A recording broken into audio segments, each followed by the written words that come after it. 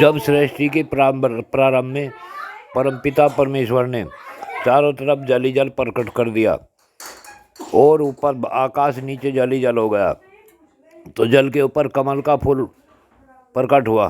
कमल के फूल पर महामाया और तीनों देव ब्रह्मा विष्णु और शिव प्रकट हुए। जब महामाया ने तीनों देवों को कार्य अलग अलग बताए तो भगवान विष्णु बोले, जब तक आप सृष्टि रचना करें तो मैं सो जाता हूँ। और भगवान विष्णु क्षीर सागर में कमल के फूल पर लेटकर सो गए। भगवान ब्रह्मा जी सृष्टि रचना के विचारों में बैठ गए और भगवान शिव परमपिता परमेश्वर श्री राम के ध्यान में बैठ गए। काफ़ी वर्ष बीत जाने के बाद प्रभु की इच्छा से भगवान विष्णु के कान के मैल से दो योद्धा प्रकट हुए, जो भगवान विष्णु को जबरदस्ती जगाने लगे, परंतु विष्णु भगवान तो गहरी नींद में सोए हुए थे। उन दोनों ने भगवान विष्णु को हिला कर जगाना शुरू किया।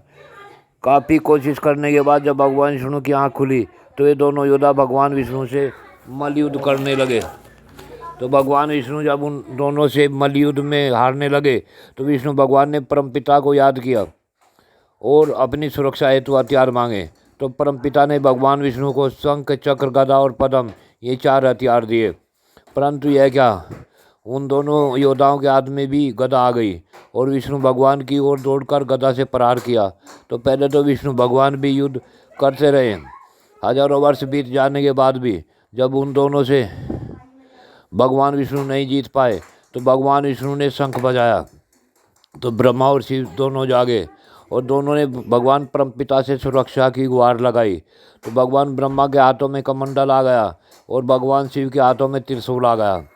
तो भगवान शिव ने दोनों से पूछा कि ये महानुभाव, आप कौन हैं और आप हम तीनों से क्या चाहते हो और आपका क्या नाम है तथा तुम्हें यहाँ किसने भेजा है।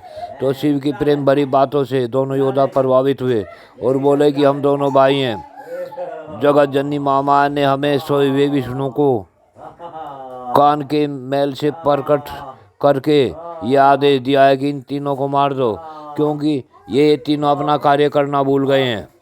मेरा नाम मधु है और दूसरे का नाम केटभ है। अब तुम तीनों मरने के लिए तैयार हो जाओ। इतना कहकर मधु और केटभ तीनों से युद्ध करने लगे।